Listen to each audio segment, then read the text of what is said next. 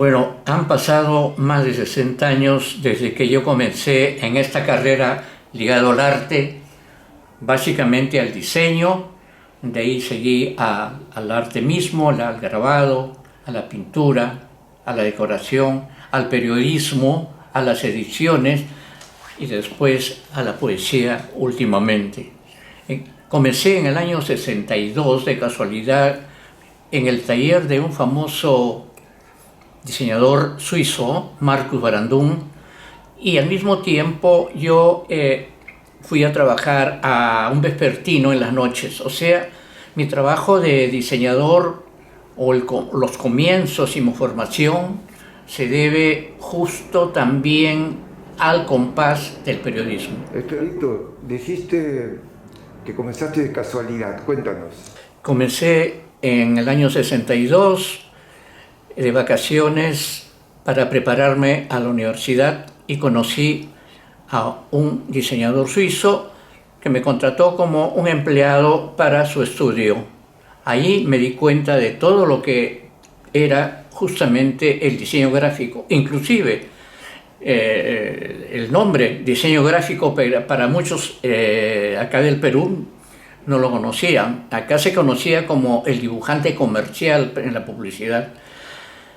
Esos años me sirvió mucho al costado de este señor y yo ya al poco tiempo ya estaba haciendo mis primeros trabajos de diseño. ¿Quién fue este señor? ¿Su nombre lo recuerdas? El señor se llamó Marcus Barandung y me comenzaron a llegar muchos trabajos de diseño y fue una revista Pesca que comencé a hacer mis primeras portadas a todo color, que para mí fue de agrado y de sorpresa. Al mismo tiempo yo trabajaba de caricaturista en las noches en el diario Última Hora, pero comencé bastante en el campo del diseño hasta que por ahí también de una casualidad conocí a personas ligados a la Universidad Agraria, donde hice un trabajo en la Universidad Agraria y conocí a Paco Carrillo, que trabajaba junto con Javier Sologuren.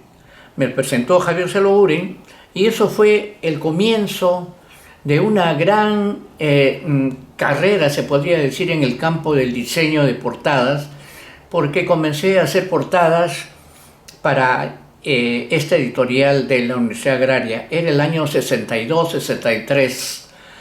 Allí fue donde yo adquirí mucha experiencia como diseñador en portadas, porque recién los hacía, pero también me sirvió mucho para codearme y estar cerca a poetas como Javier Sologuren, como el mismo Paco Carrillo. De ahí conocí a otros poetas jóvenes y después me ubicaron con otros poetas, ya no de la universidad, de esta editorial, sino con otros, en el concurso de poeta joven que lo hacían, creo, en Chiclayo, con Marco Antonio Corcuera, y comencé a diseñar a los ganadores de los concursos. Eso fue una primera etapa que yo tuve como diseñador. Como ven, ya estaba más ligado a la parte cultural que a la parte comercial, salvo la revista Pesca, que yo hacía unas ilustraciones y avisos.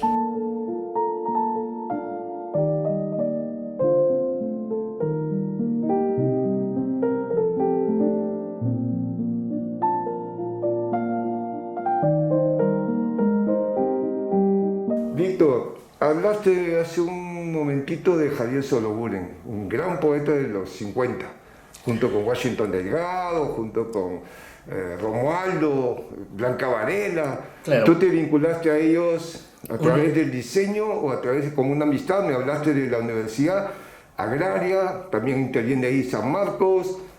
Cuéntanos esa experiencia tuya con estos grandes Cuando poetas. conocí a Javier por intermedio de Paco Carrillo, la actitud de Javier fue muy especial hacia mí, porque él estaba ligado mucho al diseño y a las editoriales, porque él tenía una editorial y se entusiasmó por mis portadas, tanto de que me pidió la primera edición de vida continua de toda su obra completa, y me emocioné tanto también porque dentro habían los grabados de Cislo, a quien también yo admiraba. A partir de ahí con Javier hicimos una amistad que duró muchos años hasta su fallecimiento.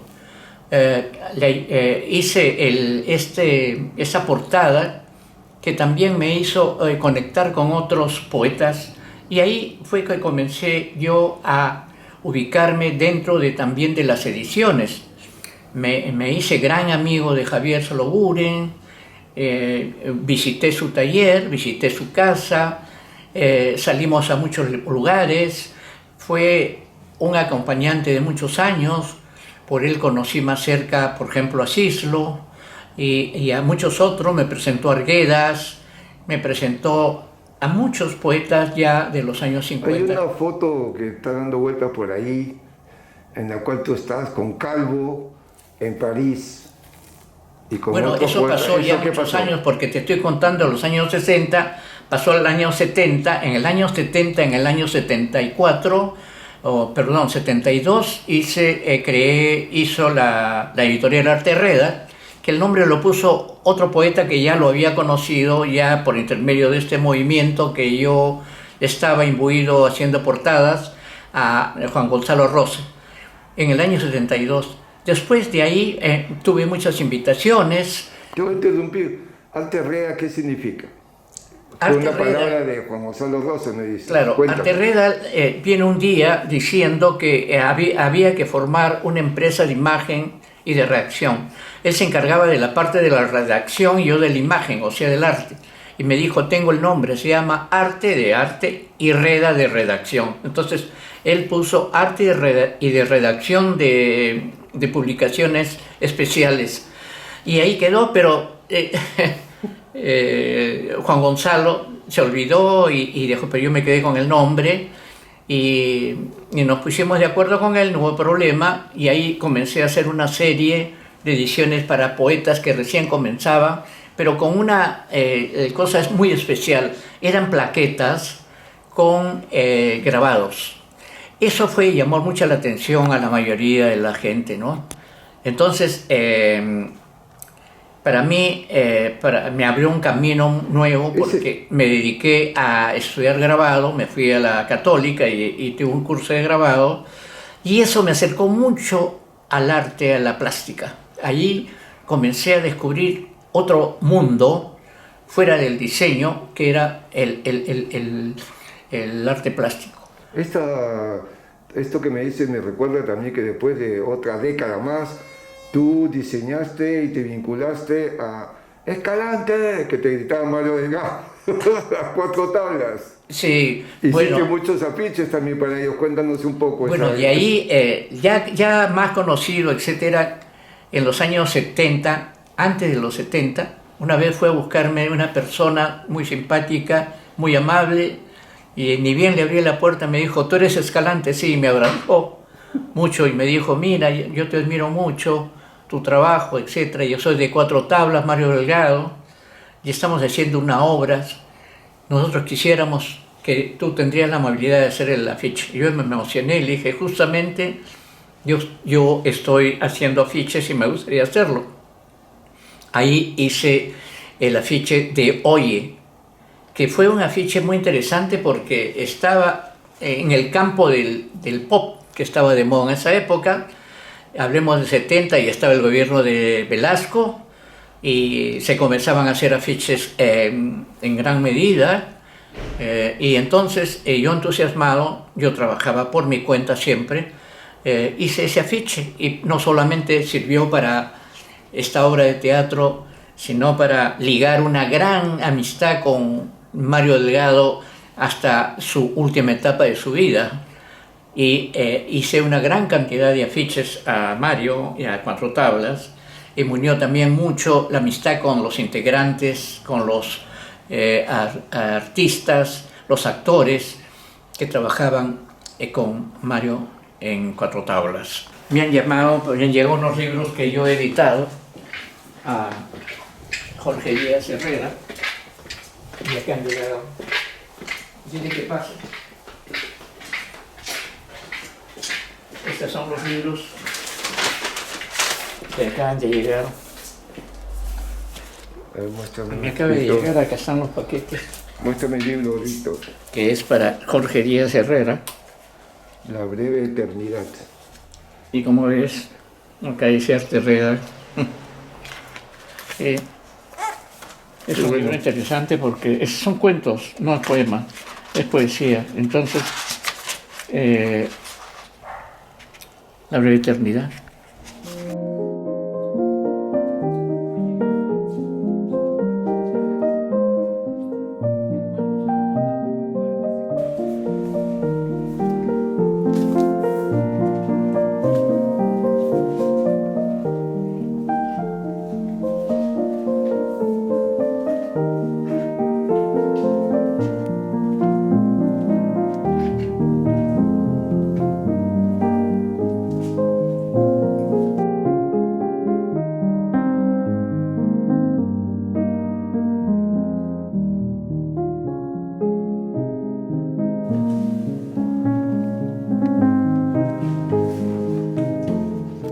Por coincidencia me acaba de llegar el libro de Jorge Díaz Herrera, que edité en los años 80, su primer libro de cuentos.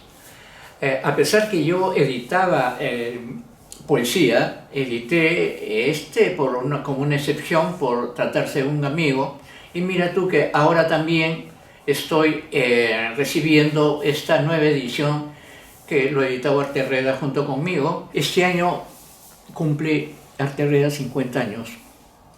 Comencé editando jóvenes, ayudando a jóvenes mucho con grabados, con plaquetas especiales. El primer libro que edité fue a Danilo Sánchez León, que después fue a Armando Rojas, a Tulio Mora, al mismo Javier Sologuren, Arturo Corcuera, a Gonzalo Rose, bueno, a una infinidad de poetas que ahora están en mi memoria guardados muy profundamente, pero que a mí me dio mucha satisfacción porque no solamente hubo una amistad de trabajo, en este caso como editor y como artista, sino una amistad mucho mayor. Y fue una época muy hermosa de los años 70, 80, 90, donde mi taller fue un punto de reunión de poetas, escritores, periodistas y pintores. Y ahí hay muchas anécdotas que contar y mucha gente que conocí, muchas historias, muchos sufrimientos para poder llegar a editar un libro de parte de los poetas. Y bueno, ahora la mayoría son famosos, o por lo menos son conocidos en muchas partes. Víctor, y eso, tengo una gran satisfacción justamente de eso, ¿no? Víctor, de haber contribuido. Esto me lleva a una pregunta clave. Tú, en medio de la poesía, del arte, con tu propio arte de diseño, comienzas a descubrir en ti mismo también que, aparte de pintor, que vemos tus obras y lo hemos visto y lo hemos conocido y las aplicas también en tus diseños, eres poeta. ¿Cómo descubriste ese ser poeta? La mayoría de los seres humanos comenzamos desde muy joven por la poesía. Yo, siendo adolescente, ya yo escribía poesía. Poesías románticas, porque antiguamente se enseñaba mucho la poesía de parte de los profesores y nos obligaban a aprender los poemas de memoria. Yo tuve mucha influencia, lógicamente, como la mayoría, fue de los románticos españoles. Y después descubrí a Vallejo, estando todavía en el colegio, y descubrí a muchos otros. Me acerqué mucho a Bécquer, por ejemplo, y tímidamente hacía mis poemas escondidas, etc. Siempre hice poesía, pero una poesía, se podría decir, menor, pero con mucha satisfacción, con mucho entusiasmo. Y de ahí, cuando tuve la oportunidad de trabajar haciendo portadas para los poetas, me maravilló estar cerca a poetas que yo no imaginaba que en algún momento iba a estar con ellos, muchos famosos. Entonces eso a mí me entusiasmó mucho más y comencé yo a almacenar más poemas, leer mucho más y leer cercanamente a los mismos autores. Y no solamente eso, sino convivir con ellos, su fantasía, su creatividad, sus experiencias, y vi que la poesía se me acercaba cada vez más a mí, estando más cerca justamente a ellos. Es así que yo comencé a coleccionar mis poemas, escribirlos. Me acuerdo que en mi barrio se hizo, cuando estaba yo de colegio, hice un pequeño hoja que se llamaba 6, porque era la cuadra 6, donde yo vivía en Cayetana Heredia de Jesús María, y ahí comencé yo a escribir, poner algunos poemas mías, rompiendo un poco la timidez que tiene la mayoría de los jóvenes. Con el tiempo yo seguí acumulando y casi a nadie de mis amigos les enseñé mis poemas, salvo algunos como a Javier Sologuren, a Gonzalo Rose, a Armando Rojas, después a Toro, después a Alberto Alarcón. Les enseñaba, pero no les decían que eran poemas míos. Y ellos me corregían y se entusiasmaban con unas cosas que había escrito. Y es así que llevo yo más solvente a la poesía, con este tipo de indicaciones y de confianza que me comenzaron que percibía a través de los comentarios de estos poemas que les decía que no eran míos, sino de otros. Y ahí decidí escribir una poesía, pero una poesía más especial.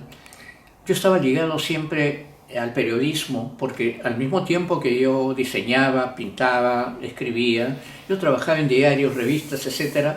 Y me volví un especialista en hacer revistas, maquetas de revistas, diarios, para muchos importantes periodistas. Yo trabajé para Oiga como haciendo portadas, trabajé para Zimmerman, trabajé para Sileri, trabajé para Cortés Núñez y así, con muchos directores, y con Hildebrand le hice 2 revistas, y así trabajé en diarios y me dediqué también a hacer las portadas y todo como jefe de arte de los diarios, el diseño general, pero también hacer titulares, y me volví titulero. Entonces eso hizo que yo me especializase más en esta tarea del periodismo, y también una forma de editor. Me metí de editor de cierre, y tú sabes que en la parte del periodismo el editor no solamente tiene que acatar las reglas de la edición, sino también crear nuevas noticias a favor del medio donde uno se encuentra. Tan es así que yo me convertí en un gran coleccionista de cables, de noticias sueltas por diferentes lados, y un día, mirando algunos cables y algunas noticias, vi uno que me llamó la atención, que se trataba de Marilyn Monroe, y investigué, porque era mucho más fácil la investigación, y resultó que había cosas muy interesantes de ella, y se me ocurrió, en base al tema de la vida de Marilyn Monroe, hice un poema que se llamó justamente Marilyn Monroe.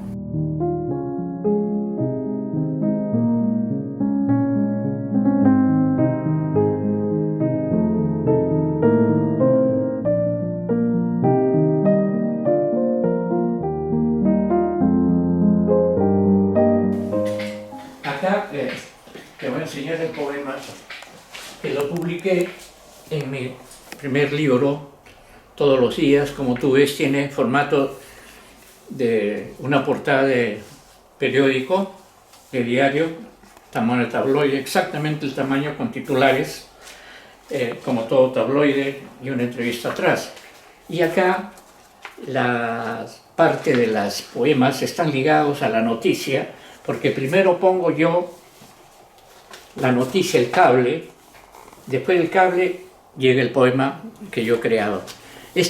Justamente lo de Marilyn Monroe que te contaba, te lo voy a leer completo, cómo funciona lo que yo llamo mis notipoemas. O sea, prácticamente yo había escrito muchos poemas, pero este fue con un estilo especial. Dice, Happy Birthday, que es un cable, Happy Birthday, Marilyn, Happy Birthday. Agencia F, 1 de junio 2006. Hoy cumpliría 80 años la famosa diva del cine Marilyn Monroe, cuyo verdadero nombre fue la de Norma Jean Mortenson. Nunca conoció a su padre y cuando niña, su madre fue internada en un hospital psiquiátrico. Un 5 de agosto de 1962 encontraron su cuerpo inerte en el lecho de su departamento, siendo hasta ahora su muerte un misterio. Y aquí el poema. Marilyn Monroe. Naciste como un gran árbol, erguida, eterna, y te convirtieron en leña, hojarasca, ceniza. Te esparcieron contra el viento como semillas de aves migratorias. Nadie se fijó en tu delirio ni en tu miedo. Tus labios, tus besos y pantorrillas eran inmensos avisos luminosos. De tu tristeza de mujer e ingenuidad de niña pobre, se aprovecharon junto a tu deidad de Dios eterna, tus representantes, los diarios glamorosos, los amantes fortuitos, las revistas multicolores, productores, directores, publicistas, compañeros, políticos y comadrejas de bajo estirpe, los amigos connotados que te presentaban como la chica sexy del momento, tus biógrafos, hasta un poeta que quiso enseñar catecismo con tus Aves y Marías. Desnuda frente a tu enorme espejo, como curiosa jovencita, descifraste tu cuerpo, sin modestia ni remilgos, y decías, aún tengo las piernas bien puestas, mis senos son recios, pero ya pesan, mi trasero, eso es lo que me sostiene.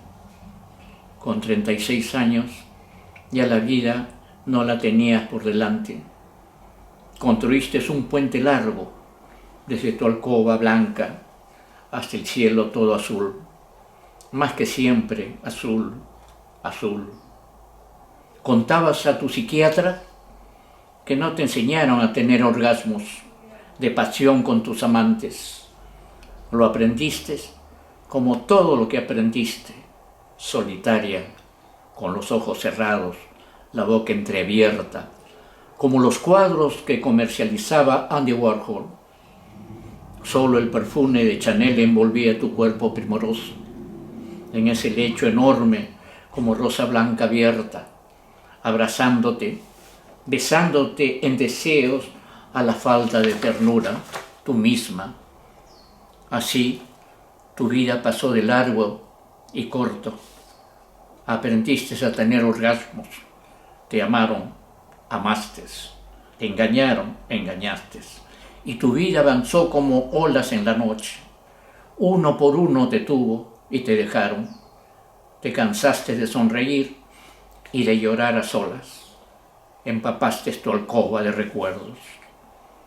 Una madrugada te olvidaste de todos y solo tú lo sabes, Marilyn, lo que pasó en tu alcoba claroscuro y de soledades.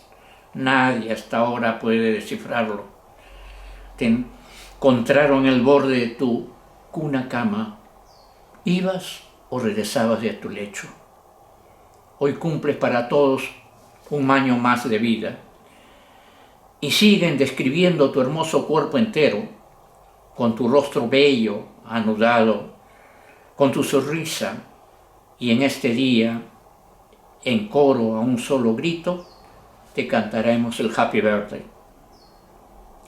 No como aquella vez que te obligaron a cantar a un Mr. President, porque todos estamos deseosos de acompañarte, porque todos queremos recordarte, contigo, reina infinita del planeta Tierra, con tus dientes que retratan alegría y tus labios envueltos como una rosa roja, como esperando el oasis de aquel manantial transparente que pedías de eternas compañías y primorosa dicha. Te seguirán deseando los hombres, Marilyn, te seguirán admirando el universo. Millones de habitantes de este planeta admirarán a tu cuerpo de marquesina mil colores, con la ternura que añorabas y pedías. Happy birthday to you, happy birthday Marilyn, happy birthday, happy birthday, happy birthday to you. Hasta tu próximo aniversario, Norma Jean Mortenson, su verdadero nombre. Eso es el poema que mi primer poema para este estilo de poesía que se llama Notipoemas, la noticia con la poesía. Eso es Marilyn para todos. Y así seguí yo haciendo muchos poemas sobre muchos cables. Hice también un poema a Vallejo, muy emocionado por lo de Vallejo, y que en la poesía, indudablemente, que es el gran poeta peruano y también del mundo.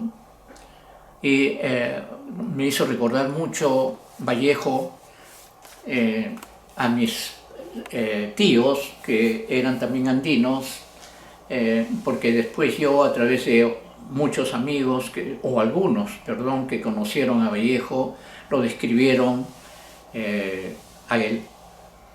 Entonces, Vallejo yo creo que es el representante de la unidad de los peruanos en el fondo, de esa nación que no tenemos, que yo creo que Vallejo puede representar eso, un andino que se impuso en la costa, que cantó para el mundo, y cantó de una manera muy peculiar, muy especial, y que felizmente con las traducciones poco a poco lo están descubriendo en muchos lugares que no supieron ni sabían de él.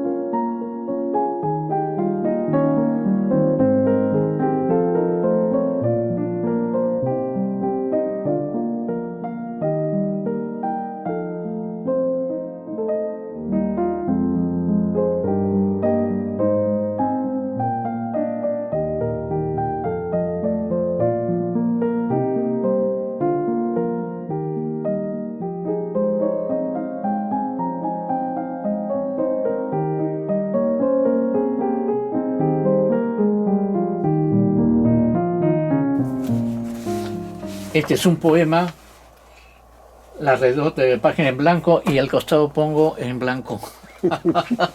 Y hay muchas cosas interesantes, por ejemplo, como si fuera un periódico, como si fueran avisos, son poemas también. En la parte de las retiras de la portada y la contraportada. Qué genial, ¿no? Por ejemplo, son dos locuras que tenemos todos, dos locuras en la mente, como tú, como yo y con todos, ¿no? Sobre todo los artistas. Mira tú, te lo voy a leer, dice: da la casualidad que no pienso en la locura, pero convivo con ella. Mi testa cohabita siempre junto en la arista de un orate. Miramos dos cielos y dos lunas luminosas, la luna del otro y la luna mía. Yo me empino a mirar el horizonte, él se echa al suelo, a contar las nubes. Yo me limpio los zapatos, él se las quita. Cuando estoy callado, él da un discurso. Yo camino lento, él dando saltitos, pero a los dos nos entristece la ironía y los desdenes. Larga la senda recorrida. A mí me enterrarán en una caja lisa de madera, a él en otro adornado de rasguños y colores. Vaya a saber qué sentirá él, qué sentirá yo cuando juntos partamos sin regreso. Dos locuras. Como ves, una cara y otra cara. Son dos curas que tenemos nosotros, básicamente los artistas. Y bueno, hay que seguir nada más hasta que nos vayamos. Que sacarle provecho solamente a la vida. Y acá, este es mi pequeño archivo que tengo de escritos de muchas cosas.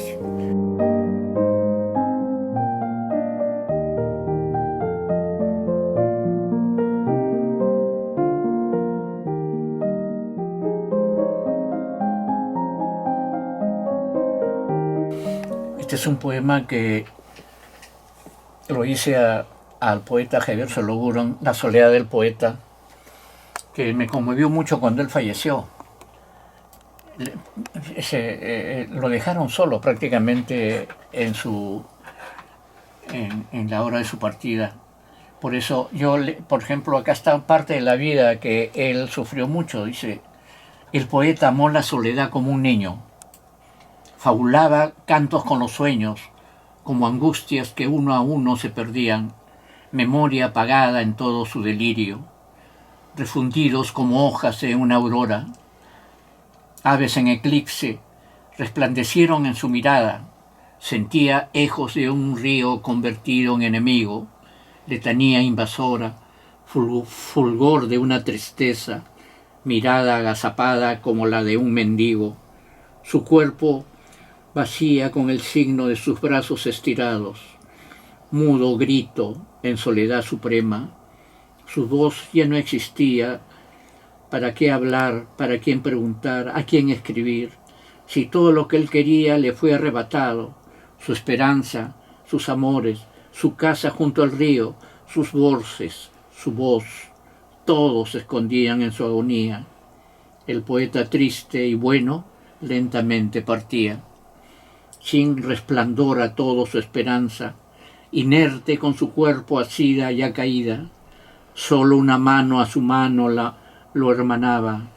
No hubo despedidas, ni cantos señoriales, ceremonias oficiales, ni discursos rimbombantes.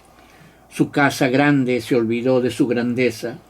Después, en un mortuorio abandonado, el poeta, con el rictus de los muertos, parecía que dormía. En soledad lenta y pura, partía a buscar otros sueños, y su vida continua se convirtió en bella mariposa. Ese es el poema que le dediqué a un gran amigo, a quien debo mucho su ejemplo, su amistad, su cariño, y sobre todo haber estado cerca de él para poder seguir muchas cosas que él dejó, como fue las ediciones. Y sobre todo, el gran consejo de él era, primero, que yo pintara, segundo, que leyera mucho poesía, y tercero, que tenga una buena biblioteca, que lo he cumplido, como ves. Y siempre pensando en lo estricto que fue él con su poesía, yo trato de hacer lo mismo como él siempre aconsejó. Y creo que Javier poco a poco seguirá de nuevo siendo rescatado en la poesía peruana, porque es un ejemplo para todos los jóvenes que quieren hacer poesía. Eso yo creo que lo siento y ojalá que se haga realidad.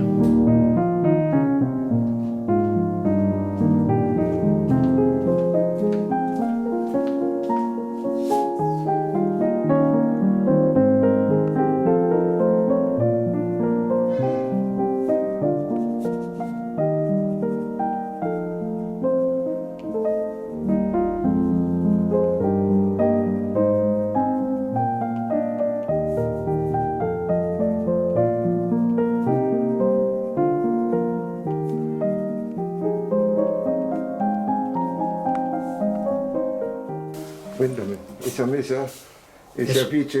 Es una mesa, este es un cuadro que yo lo he transformado en mesa, y como tú ves, estoy cerca de Mario Delgado, es una mesa de diario, ¿no? Y junto con los afiches que he hecho para el TUC, básicamente, ¿no?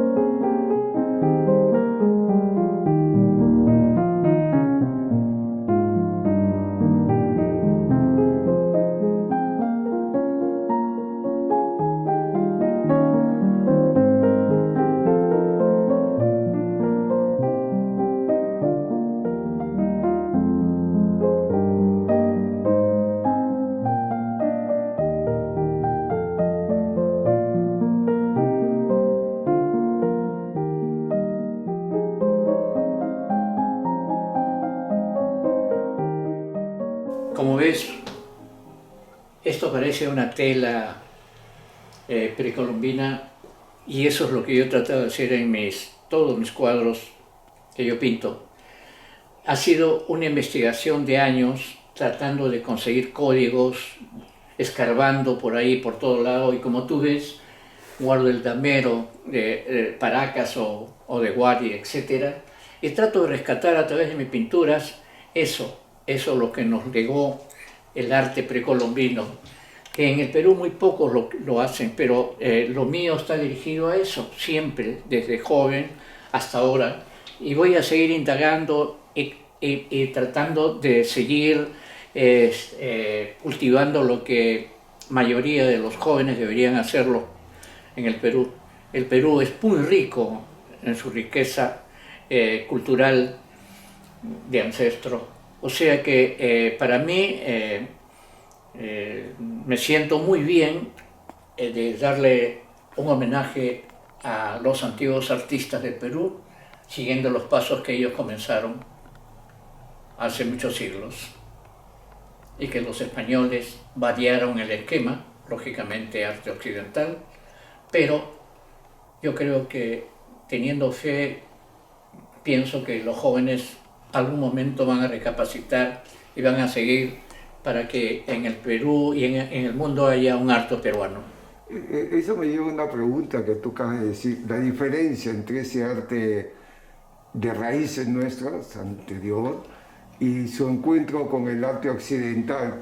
¿Qué lo diferencia? Bueno, ¿Qué ves tú? ¿Qué es estás mucho, porque mira, cuando llegan los españoles, tratan de cambiar el esquema en todo nivel, comenzando por la religión.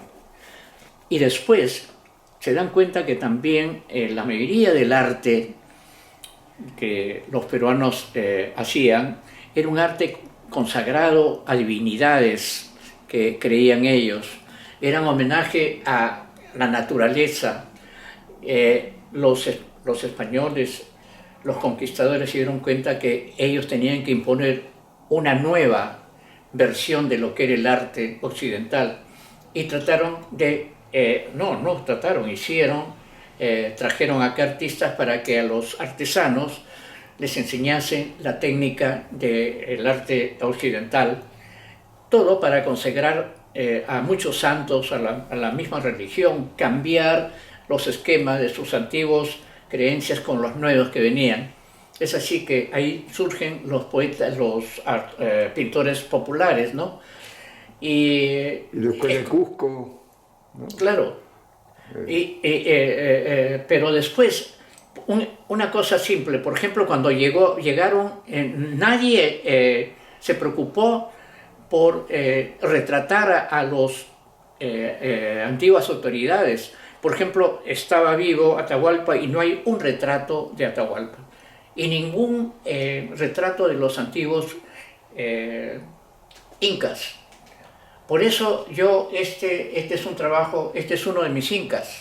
Para mí representa un inca, y de acuerdo a mi creencia, porque yo a través de la investigación y mi lectura descubrí que lo principal, que el homenaje que le daban los pobladores a sus incas, era la indumentaria. O sea, era las famosas capas que utilizaban ellos y que lo cambiaban por cada ceremonia que hacían, o sea, casi diariamente.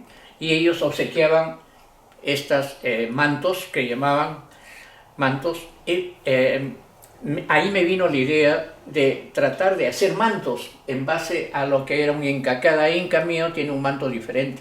Entonces, haciendo más o menos abstracto, si se quiere decir, pero era una pintura abstracta que ya lo realizaban los antiguos peruanos. Según un inglés, escritor inglés, investigador sobre la antigua textilería peruana o precolombina, dijo cuando vino acá al Perú que el arte abstracto en el mundo fue descubierto en el Perú hace 2000 años, y que es cierto. Y que muchos de pintores de los años de principio del siglo imitaron mucho el arte del antiguo Perú, el arte moderno que ellos llamaron, el nuevo arte. Hay muchos indicios de que puede ser cierto, y que, porque la mayoría de las obras de mantos de peruanos fueron a parar en muchos museos del mundo, y es probable, y estoy seguro, que muchos admiraron y vieron, y creo que por ahí fue una guía para esos nuevos pintores. Eso es lo que deben saber los jóvenes, que muchos pintores del mundo trataron y siguieron un poco la pauta de lo que es el antiguo arte peruano.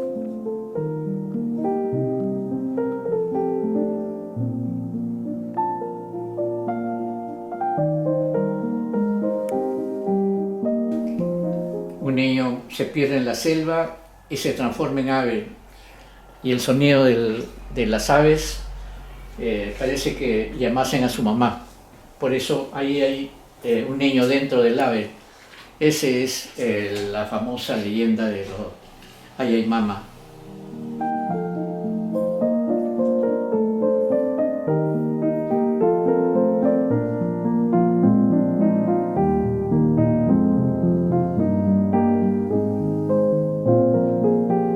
Víctor, ¿cuántos hijos tienes? Ella es la menor, Vania, que también hace cine, como tú. Y tengo 4 hijos, 3 mujeres. La mayor es psicóloga como su mamá, Viola.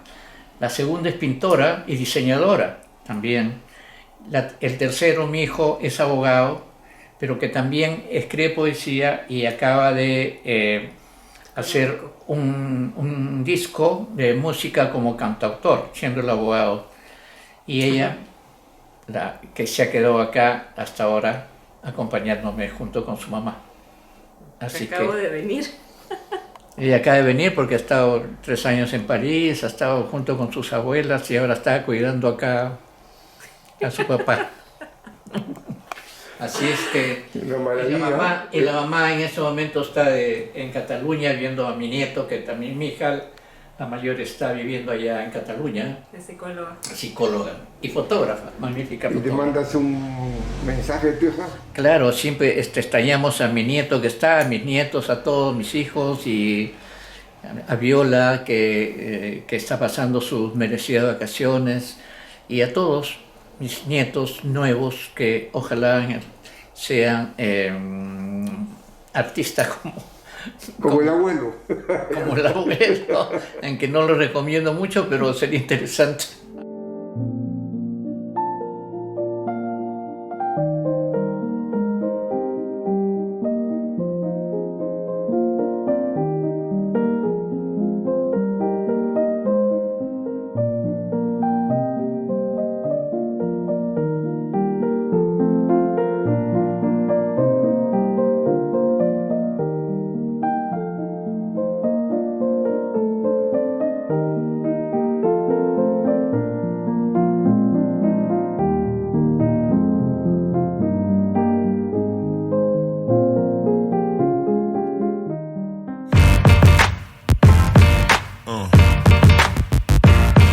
Yeah.